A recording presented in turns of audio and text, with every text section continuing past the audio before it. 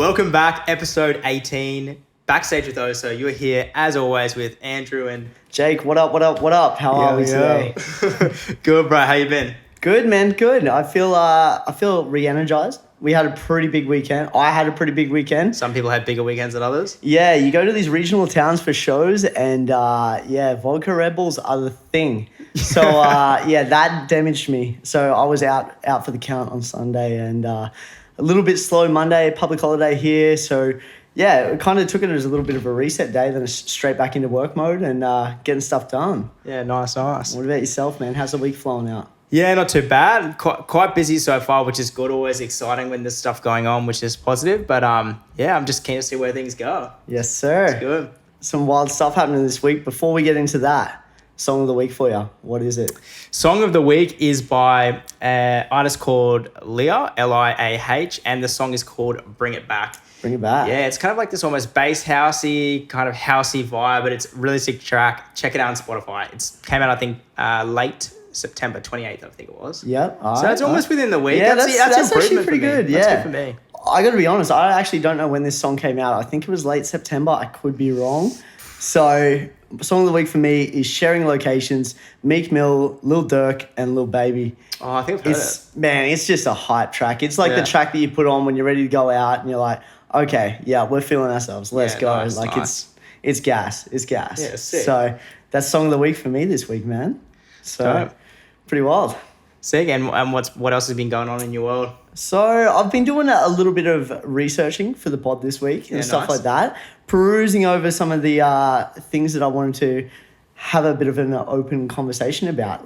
Kick it off. First thing, Ibiza's nightlife scene is almost returning. So good. That's good. I see the headline and I'm like, all right, cool. This looks promising. Sick. Everything's happening. Like, hopefully our travel bubble gets lifted in November. It's all happening. But then I read the fine print.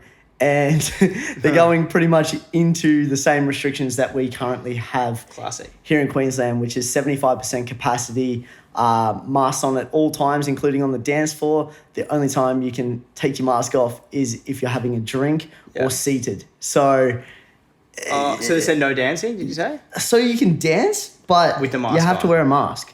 Okay. So yeah, I remember in the clubs here, like allowing people to dance with masks on, like, it works for a very short period of time, but it's actually, you get quite sweaty and hot with the mask on, let alone being on a dance floor with tons of people. Like, people are just going to take it off. There's not much you can do about it. Like, dude, and like at the end of the day, like what's more likely in Queensland where we are right now, catching COVID or like having a cardiac from the dance floor? Okay, they're both pretty extreme, but Jesus. But realistically, like, I don't think... There's a good chance. Yeah, there's a good chance. It gets a bit hot in there. Yeah. So, I don't know, man. I've been, like, pretty against this, the end of these sort of restrictions, which is... It just feels like it's been dragging on, but it looks like we're starting to see the light at the end of the tunnel now, which is... Yeah, hopefully. Good. So, if you haven't got vaxxed yet, go out and get vaxxed. Come on. Your boy wants to travel. Like, do it for J-Dub. Do it for me. Hashtag do it for J-Dub. Do it for me. If not anyone else, just do it for me. Nah, but seriously, like, it's going to be dope. Like, hopefully, if they actually stick to it and they don't move the goalpost backwards again, as soon as we hit this 80% vax, we can start doing international travel. Hopefully, early November. Also, on that, America's opening up to the rest of the world early November as well. They don't have a set date yet, but it's looking like that's all in motion. So exciting. Pretty wild, man. So that was my kind of COVID update / nice. Because I'm always looking for it, man. I'm looking for the light at the end of the tunnel because I get a little bit trapped in sometimes. Yeah, definitely. So what about you, man? What's floating across the desk this week? Well, as you all know, I'm kind of the psychic. I'm not going to say a psychic because I kind of am the psychic. We've let him have a bit much too free rein here. I changed my Instagram handle to the psychic. Music predictor. Anyway, there's a couple of things that predictions / like ideas I've had a while ago, but an idea I had for a business like several years ago was to basically create a platform that bridged content creators and music publishers, whereby YouTubers or Twitch streamers or whoever could obtain the rights to actual mainstream music and play it within their video for a reasonable price, so that they could have good music in their videos without getting copyrighted and the video either getting taken down or them making no money from the video. So this company has now been created. Yeah. Well, it was created a couple of years ago, but now it looks like they're, seeking funding is starting to get a little bit more serious. Yeah. So they've just, it's a website company called Lickd, Lickd, and they've just partnered with, I think it was the guys behind Fortnite. Oh, Epic damn. Games, all right. So they got like big backing. and Warner as well. So right. half of the music, half of the music in the industry, and Fortnite. So pretty big partners there. Damn, that is huge. It's interesting. So I've had a scan of the kind of the platform, and essentially it's doing pretty much what I was considering. Mine was going to be more of a subscription basis, but they're doing it as more of a per song basis. But what's happening is you can register your YouTube channel to be on the platform. Then you can find the song that you want, anything from like Flume's latest song to, Imagine Dragons to, Extension. Like there's all sorts of different people, all sorts of different genres, and you can choose a song and pay like a fee, which is like a one-time fee of like $8, for example. Yeah, right. And then what happens then you upload your video, you put the song in there, and then you have to, unlist the video so it's not public yet. Then you send an email, they confirm it, that it's okay, and then you can make your video public, and you have to obviously put in the description, I'm using this song, blah, blah, blah, I've got the rights or whatever. Yep. The only interesting thing about it is they've got in their terms and conditions that if your video goes viral, surpasses a certain amount. So they've defined it as, I think, if it gets more than 500,000 plays within 30 days, they're classifying that as viral, then the music publisher has the right to reclaim the content, which means they have the right to flag the video again and take the money. Yeah, like the whole system sounds a little bit clunky right now, like that whole back end of unlisting and then sending for approval. It is very clunky at the moment. That's like a lot of like, I'm just thinking of like how many hours we put into like little things behind the scenes. Yeah. I couldn't imagine how many they're going to get. Yeah, it's a bit ridiculous. Yeah, I was kind of, my idea was more to be more like a subscription basis. Maybe we shouldn't give too much away. Maybe. Yeah. Oh, it's right. It's already occurring now. I've kind of missed the boat. But I was kind of planning on having it to be a subscription service where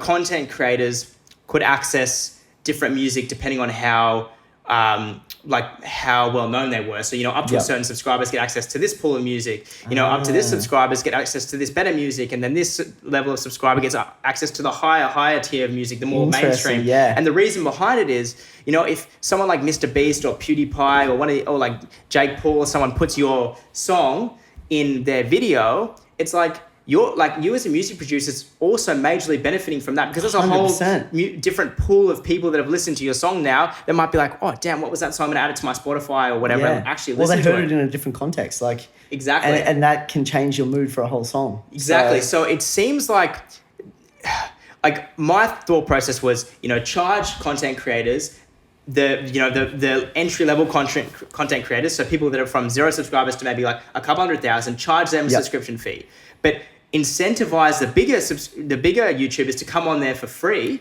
Like they're not paying because they're actually benefiting. Like everyone's benefiting from them using the song. Your platform is because they're using your platform and you can advertise that they're using your platform. 100%. And then the publishers benefiting because a massive YouTuber is putting your artist's song in their YouTube video and you don't have to pay the promotional fee for it. So you're getting free promotion. So it makes more sense just to charge the guys that are coming up and want to use cool music in their videos. Yeah. Because that'll fund the platform whilst the big players can use it for free and then everyone wins. Exactly. And if the big players are using it as well and it's like clearly listed in the description, songs and stuff like that at like say 2 minutes, 42 seconds, this song or this excerpt, it's like, all right, sick. That's majorly beneficial, especially if, you start, I'm going down a wormhole here, but like you start integrating with like YouTube tags and then it's like tag the artist and stuff like that in the description. Then it's like, 100%. That's huge in itself. Like imagine a shout out from Jake Paul. Yeah, 100%. Like 100%. Which massive. is which is strange because it's like what the platform seems to be doing now, which it might change. But what they're doing is like almost punishing people if the video goes well. It's like,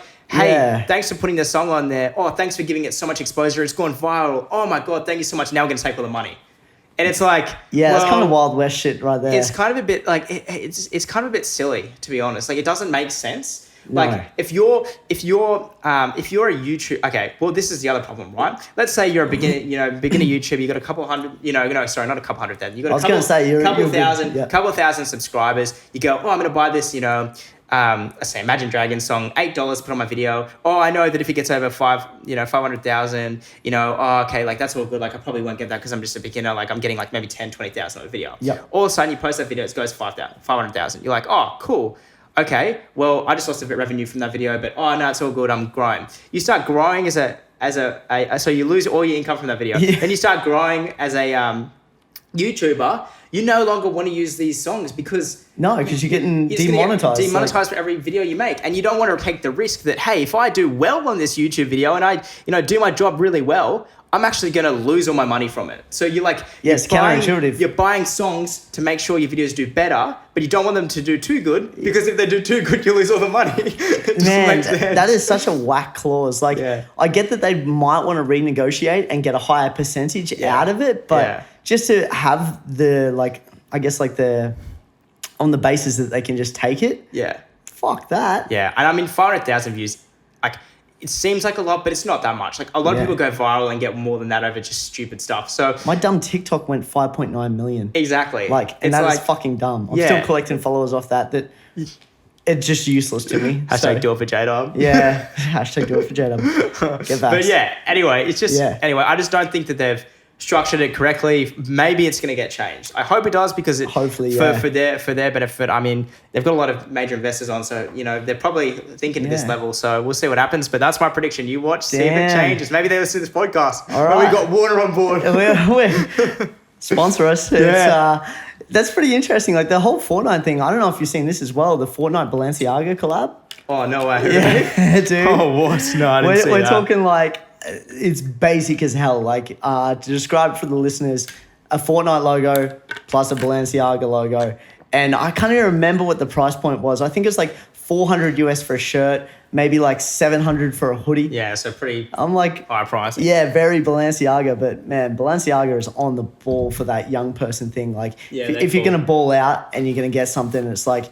They're so basic, like they literally just have the logo, but it's just clean and simple. That's what works though. It is, man, high-end fashion. So that was an interesting collab as well. So Fortnite out here playing the game.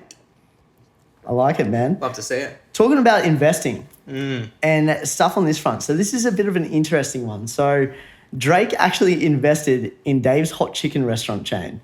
Yeah, I have no idea who Dave's Hot Chicken is. So Dave's Hot Chicken, it has a store on Fairfax in LA. So if you don't know, Fairfax is like the spot in LA where it's like all your hype beast, high-end kind of fashion culture, like your Supreme stores there, the hundreds, like, that kind of caliber of stores is on Fairfax sort of thing. So they have this Hot Chicken store, like a few stores up from like where the Supreme store and stuff is. Like it's in a hot chicken, spot. love it. Yeah, it's in a hot spot, man. Like launched in 2017, Dave's Hot Chicken now has 22 locations, mostly California. The restaurant plans to expand the chain with opening 25 additional stores in cities including Chicago and Houston by the end of the year. So the interesting thing is on this collab was we've seen Travis Scott did the collab with McDonald's. Yeah. And they did the Cactus Jack collab and that was like pretty whoa, high, shit. Yeah. And like I'm sure Travis Scott absolutely scooped the bag on that as well. But Travis Scott doesn't own anything of McDonald's. Yeah, it's still just like, hey, he had that hype and it was a cool like crossover thing. But the interesting thing is Drake's taking like a minority like stake in the fast food chain. Yeah, so, interesting. Like what's to say that, if this goes well, why can't this be the next KFC? Like realistically, if Drake pops up, he does it in Toronto straight away where he's from, running through the 6, like get some chicken shops up in that. Yeah. Man, there's no reason why this can't go like global, especially when it's in this kind of hype beast sort of. Yeah, especially if he takes an active role in like promoting it and stuff. It's going to be quite interesting, man. So I thought that was a really cool one. Like there's a couple of other people invested in it too. Like there's like Samuel L. Jackson is also invested in this. So I'm just like, man, I don't know. This chicken must be red hot good. Yeah. So, yeah, it's quite interesting, man. But, we don't really know what the percentages and stuff are. But, it's quite interesting to see that artists are kind of, like, diversifying their investments and stuff like that because we're seeing, like, a lot of them investing in different cryptos, NFTs and... Cannabis. Cannabis, that's that's a big thing. That's a huge one. Like even CBD oils and all sorts of stuff. Yeah, between like Wiz Khalifa and even like Mike Tyson starting a CBD farm. Yeah, I think I think I saw something about Justin Bieber starting. Really? I don't know, like it was a marijuana chain or a CBD thing, or I don't know what it was. Like literally 5 minutes ago, I haven't read it, but I would not be surprised, man. So yeah, it was interesting, the fast food chain, but I reckon that one's going to catch a little bit of heat, and it might be, it could be almost that exclusivity kind of thing, but it sounds like they're just trying to branch out and just go worldwide. So I think that's a pretty killer. Yeah, like it really just goes to the point of like these days, it's all about building an audience / following. And once you have followers that, like when I say followers, I mean people that like click your profile and click follow you on Instagram, but I mean like people that actually follow what you do. Yeah. Like once you have those people, like you can do whatever the hell you want. Like I've listened to some, podcasts with people like Jake Paul on it, and they're just like, bro, build your following, maintain your following, and you can do, as long as you're giving like quality content / quality products, people will just, you're set, bro. Like there's nothing stopping you. Like it, and which is exactly like this Drake's thing. Yeah. He's got such a large following that all he has to do is post about it, and people will be like, oh, Drake likes it. Oh, yeah, I'll go check it out. And if it's good, then they'll keep going. So they only need the initial checkout, and then they're sweet. I already know when we're in LA because we're going to go down Fairfax. So we're definitely checking out this hot chicken joint. I'll buy something Supreme and then buy some chicken after. Yeah, dude. Fucking, like that opens up endless possibilities as well. Who knows? There might be a Supreme collab with fucking Dave's Hot Chicken, bro. Like, pretty funny, but it might work. Like that's the ridiculous thing about this shit. And it's like, I don't know. I was listening to something else interesting this week. Well, we're talking on the Supreme topic. I know it's like pop culture, not really music culture, but the way that everything is digitizing now and stuff like that, like I wouldn't be surprised if like the next Supreme drop is like all NFT based and like all digital assets rather than physical assets I see what you're doing, Jake. You're trying to be the next psychic. I see what you're doing. Look, Andy, I'm seeing what you've been doing here. I'm seeing what you've been doing on the show. And I just want to put this one out there because I did see on this week that Twitter has like, say if you buy like an NFT, I'm trying to think of what a big one is. Like those... like Bathing Ape Club or... I probably butchered that. Is that the right name? Bathing Ape's Bape, like the clothing brand. Yeah. Have they got NFTs on it? What is it? I think it's like something Yacht Club. One. Is that the one you think about? The one that... Yeah, with the... Gary Vee told everyone to buy? Possibly. The cartoon ones. It makes sense. Fuck, he's just inflating the market, really. Yeah, and there's those monkey ones. I don't know. I don't know. But anyway, to the point of my story was... now on Twitter, like if you set your profile picture to that, like, because this was my thing at the start of this whole NFT trend. It was just like, so what? You could just screenshot that and set that as your profile picture. Yeah. But now it's actually links to your crypto wallet and it shows a verified badge. So if you got this fucking $100,000 NFT as your profile picture, now it's got legitimacy against it. Yeah, so, yeah, it's quite interesting. So I think you're going to see a lot more digital drops, and that's my forecast. So. Yeah. Jeez, I'm going to keep up on this psychic train, bro. Interesting. Well, on the topic of NFTs and crypto and everything, well, we had an episode quite a while ago when we talked about Blau, so 3LAU. DJ producer, when he released his NFT and got like $1 million. He was one of the pioneers as a DJ producer, but also just in general in the NFT space, I would say. He's been an advocate for ages. But his, recently come out, which is what I was alluding to in that episode a couple episodes back, about, how NFTs will become will actually start to accrue you real life income. Yeah. And how it's more than just, an intangible asset. Exactly. So what he's kind of suggesting now is some of his music, I'm not sure if it's going to be all of it, but some of it he's going to allow people to purchase, the NFT, which is like the rights to royalties in the music. So he's not going to sell ownership. He's going to keep ownership. But he's going to sell the right to royalties for the music. So you can get a percentage if you own a certain percentage. Essentially get a percentage of his royalties, revenue from some of his upcoming songs. So he might release a song and say, oh, here we go. I'm going to release, I'm going to, give 50% of the royalties to this song away in the form of 50 different NFTs, and each NFT will be equivalent to 1%. And he'll, I think at the moment they don't have the capability to automatically distribute through the NFT ecosystem, but he's going to manually distribute when he gets income from the platforms until it's possible to be automatic. So I think they're still working on it being automatic, but he said that's the thing that they're kind of pining towards. See, that's actually is sparking my brain so hard right now. That is actually insane, because that means if you're supporting your upcoming artist, or you think the guy who is going to be, he's next up, bro. I listened to his shit when he was no one. okay, invest in these artists now, buy NFTs and their shit. If their song blows up, hey man, you're getting paid too. You're not just getting the clout of holding the aux cord saying, yo, I picked this, like I was listening to this guy. It's like, no, you're actually profiting from it, which is 100% insane. And how's this as well as another thought is one of the big draw cards to labels, especially for bigger artists, is advances. Facts. This is essentially an advance. You could go to your fans and say, hey, I'm releasing an album in 6 months or a year. If you want to own half of it, there's each NFT equals 1% of the royalties from the album. Go auction, go buy it. There's your funding. You're getting, that's essentially an advance on it. Instead of giving the record label 50%, for example, then you independently raise all that funding. And then you're giving it out, distributing it yourself. Then you distribute it yourself. You've already got all your funding for it. Maybe you make another 10 million on top before you even release the record. Damn. Then all you have to do is, hopefully by then, the automatic system's in place where, it just distributes and you sit there and collect your 50% on the album as well. And the same fans that are benefiting from getting, from the revenue from streaming are also the same fans that are listening to it and accruing that revenue. So it's like, they're just sitting there listening to it as much as they want. It's a loop. It's a loop. It's a loop. I don't know how surely Russ has got to be onto this soon. Yeah, I think so. But I think, I don't know. I don't know how Russ's back end operates, but I think at the moment he manages himself. Yeah. So I think if that's the case, he might be, I can imagine if you're that big of an artist trying to manage yourself, that there's a lot of shit going on, let alone trying to be innovative with stuff. So he's definitely someone that should be looking at this if he isn't already. Yeah, it's quite interesting, man.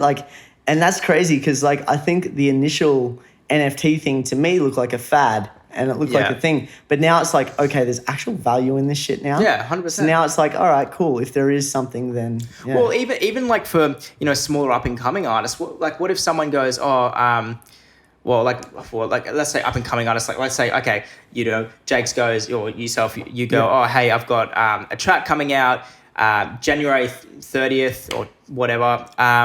It's, I'm solo releasing it. Here's a little clip of it, like giving a little taste of it. This has been, a long time coming. This is going to be blah, blah, blah, whatever you want to say. Really, and then you put it up there for, you auction off, 50% of it through NFTs or whatever. Yeah. It's not only like people that are like, oh, this song's going to do well now. If you blow up as an artist down the track, people come back and listen to your stuff. Same as YouTube videos, they never like expire, right? And they can accrue the revenue from back So they then. could be making money. They might be only making, whatever amount per month now, but hey, maybe in 10 years, they're still making $1,000 or $10,000 a month because you've blown up. And then all of a sudden it's like, wow, okay. It's almost like investing in, a startup or a new project or like a seed funding on a company. It's almost like investing in a business. Yeah, at the start. And I feel like that's the way it's going. You only have to look at everyone's looking for something right now where they don't have to go into an office or anything like that. And people are looking to invest right now. People are looking for these options. Different ways to make money, yeah. Yeah, it's going to be interesting, man. It's going to really change the scope of the whole, I don't know, just the whole business and the way the world's operating. We're already seeing it in real time. And agreed. It's a very fun stage of life, bro. Yeah, it's kind of crazy. I feel like it's super exciting because I feel like there's no rules anymore with the industry, especially since COVID. Like I feel like when I was doing all my research trying to get into the industry, there was kind of a set approach, a set standard to how everything went and what each role was, who did what, like when did you do something, how was it supposed to be done? Yep. Now it's like the rule book is thrown the hell out. You can do whatever the hell you want and no one can tell you otherwise. It's kind of leveled the field a lot, which is quite interesting. Yeah. I think, for some things to maintain momentum and stuff like that, obviously the high use of Zoom and stuff like that, we're seeing that you can bridge those connections a lot easier. But then some things I feel like still geographically, like if you're a investment bank, you need to be in New York or whatever the fuck they do in New York. But I'm just thinking more so LA for music producers and stuff. But I was trying to make it business. So Is that what they do in New York? I don't know, dude. Big Apple shit, Big Apple, whatever they do in the Big Apple, man. You know what it is. We got very off track with that, but I actually really enjoyed that chat. Yeah, 100%. And anything else on your front? So speaking of cash and money, Burning Man, Strapped for Cash, launches an auction to help stay afloat. Interesting. So this is very interesting as well. So pretty much there's not too much on it except that they've partnered with Soweby's to sell art and experiences in effort to keep organising non-for-profit running until 2022. Tickets go on sale in January. So basically, I guess they're just trying to float out the rest of the end of this year. And like, honestly, like, I think they could sell. I don't know what kind of stuff's out there, man, but from all the images, it looks like just dingy, rusty shit. So yeah, I've never like really looked too hard into Coachella, so I don't really know. Oh no, this is Burning Man. Sorry, Burning Man. Yeah, same. Get the whole mantle. No jokes. Yeah, no, I haven't really looked too much into Burning Man, to be honest. Like, yeah. So I don't know. Yeah, I'm sure there's stuff that they could sell though. It's going to be interesting. So I feel like maybe we should bring this NFT idea to the team and discuss. Yeah, I don't. No. I feel like they could pretty easily sell experiences and stuff for next year because it doesn't cost them anything now, right? Yeah, and it's like a pre-investment almost to like... Yeah. I don't know what they'd do there, but I don't know what the hell they're selling. I'm very curious. Yeah. Might check it out and check back on next episode. Yeah, see what's happened. See how much money they can raise. That'd be really interesting to see, though. How much they're able to pull together if they make it public. Yeah, well, that's it too. Yeah, if it actually goes. So on the festival front, on a lighter note, you've heard of drug detection dogs at music festivals, Andy? Yes, I have. Now, get ready for COVID sniffing canines. I hate that sentence even came out of my mouth. That was horrendous. Yeah, I know. So a trial concert in Germany tested the efficiency of COVID-19 detection dogs. So it's quite interesting, but it's a bit of a weird thing that has to go on. It's like bizarre. So what you need to do is 2 sweat samples, which detection dogs then sniff and detect the presence of coronavirus. So random. Yeah, it's the weirdest thing ever. But I just hang on for a second. Let's stop for a second. How is a dog able to tell whether you have coronavirus that quickly? Yeah, see, this is the thing that pisses me off. If that's true, why are we wasting time with testing? Wouldn't you just have a canine COVID testing dog at the front of every single venue then or a festival? Well, I mean, like, it doesn't make any sense. This dog's making waves. It's got to be just complete BS. Well, 95%, like, I don't know, man. Like, it's sounding like, I don't know. If it's not BS, it's pretty fucking wild. Like, let's be real. Yeah, it's freaking. But if it's true, it's like how are we locked down? There's no reason. And that's immediate results too. Yeah. Because does anyone ever watch someone get stopped by a sniffer dog at a festival? It is the funniest shit ever. Not for that person, but it's pretty funny to watch on as a spectator. But if that's going to start ruling out the things, then why are we doing swabs? It just doesn't make any sense. If a dog can tell whether you have COVID that quickly, it's like, well, how is everything shot? You just put a dog in the front of everything and just follow around people and I wish I trained the dogs. Like, that would have been a good investment, actually. Oh, Jesus. Jeez. Yeah. So that was the lighter note for this week, man. I thought that one's a pretty funny one, actually. And other than that, I don't think there was anything too crazy. Rufus Du Sol announced an album October 21st. So the music's always sick. I love it. Yeah, I reckon that'll be epic. That's going to be played at every summer pool club, beach party in Australia, non-stop. Yeah, I can't hear that. So that should be pretty epic, man. Yeah, 100%. And I want to pose an interesting question. This is for everyone else to think about as well, because I was pondering it the other day. So you've got an option, right? Yeah. So let's say you're just an ordinary person and you've decided, hey, you want to get into the music industry and you want to be a DJ or a producer or whatever. Yep. You can either be, so just automatically, you can either be an insane, next level, top insane producer. Yep. Or you can be a next level insane performer, like up there, everyone's like, holy crap, best performer I've ever seen in my life. But if you're the performer, you have no idea how to make any music, and if you're the music producer, you have no idea how to perform, and you just shine. But you're allowed to learn. But you can learn it the opposite way by just starting from like ground zero. Ooh. I reckon, because I feel like I've came from a DJ background, so coming from a DJ background, I found picking up DJing was way fucking easier than picking up music production. So wait, hang on, pick up DJing or picking up being a performer? Because I think that's different. Oh, yeah, okay. Because people can DJ, but it doesn't mean they're good performers. That's actually very true. The amount of head down fucking DJs I see makes me sick. Yeah. Jeez, that sounds way too aggressive. But yeah. It makes me sick. Yeah, okay. So Tell us how you really feel, Joe. Yeah, I know, man. But anyway, yeah, okay. So performer, yeah, I don't know. That's a really tricky question that you've put here because two things out of that. I would take the insane music producer skills because I feel like that's going to open more doors for you early to get you in these positions to go to these stages and stuff like that. You can be the best performer in the world, but if you can't even get your foot in the door, what's the fucking point? I'm curious, like how are we weighing up there? Because, I think that could go either way. That's very interesting. My counterpoint on this, and this is why I think it's such an interesting, like I guess, point of contention, is that if you are an insane producer, and you get that shot to play at the festival because you're just you're that good, then you go play there. And you're the most awkward person ever. You don't even look up. You don't even say anything on the mic because that's where you're starting from. Because you're going straight to that festival.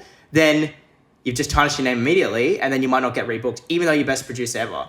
Yeah, damn, dude, that is hard. I actually don't know because it's like I feel like, I don't know because I'm thinking of your stereotypical like what you think of when you think music producer who doesn't DJ. I'm thinking a guy who spends a lot of time in his bedroom working on his craft or in his studio, and he's not very social. He's not out partying on the weekends, whereas the opposite, he's going to be out. He's going to be social. He's going to have that social confidence. So that's a tricky one, man. I'd still go music producer skills because I feel like anyone who, if you read enough books, you read enough podcasts, listen to enough podcasts, and like I don't know, I feel like you can almost learn how to I feel like I was a very nervous and not a very social person. And I feel like through watching conversations on podcasts and through even watching YouTube videos of how people interact, it sounds so fucking stupid, and most people do just go out into the world, and it's like, no, it's like there's these certain social cues. So I've gone off topic as fuck, but I think that also in the world of YouTube, you could teach yourself, I don't know. Now I'm thinking, you can teach yourself music production, but you can't teach like natural performance abilities because that's a confidence thing. And I don't know, fuck you and your question. That's a really hard question. So do you reckon, where are you? So I would, if it was me, be music production. Okay. And the reason being is because if you're an insane producer, there is no question whether your music's good or not, right? Yes. If you're awkward and nervous and stuff, all that has to happen is you need to be coached into believing yourself that your music's good enough, because generally you're getting insecure about whether or not your music's good enough when you're up there and how you're playing and that sort of thing, right? How it translates. How it translates. But if you're an insane producer, someone needs to just like reaffirm to you that you're good enough, that you're booked here. Then it's more about, coaching yourself up to have that confidence. I feel like it's easier to go from head down DJing, being maybe insecure up there to, even just slightly head up, maybe saying one or two things on the microphone and then building your way up, than it is to being a great performer and then starting ground zero, trying to learn how to make music. Because even being a great performer, there's a lot of discipline in music production, and I think that's the main reason why a lot of people don't make it is because of the discipline involved in music production, because it's a lot of lonely hours by yourself, and it is a lot of fucking work and a lot of research and a lot of attention, time, everything that you have to spend in it. So in that point, then I think you could argue it either way pretty easily. Because if you are like the guy who is the major performer, it's going to be a big humbling back step to go back into music production if you're already performing at a high level. If you're able to perform. I don't know. I mean, I think what this kind of, deep dive shows though is how important being good at both is. And you can't really these days just be good at one or the other, because people have an expectation that, even if you are, the shy guy that's just a really good music producer, that when you come out, you're at least going to acknowledge your fans. You're going to try to, be present on stage and not just sit down with your head down, because otherwise then you're not really having that intimate experience with your fans. And that's what they come there to see. It's, exactly that, man.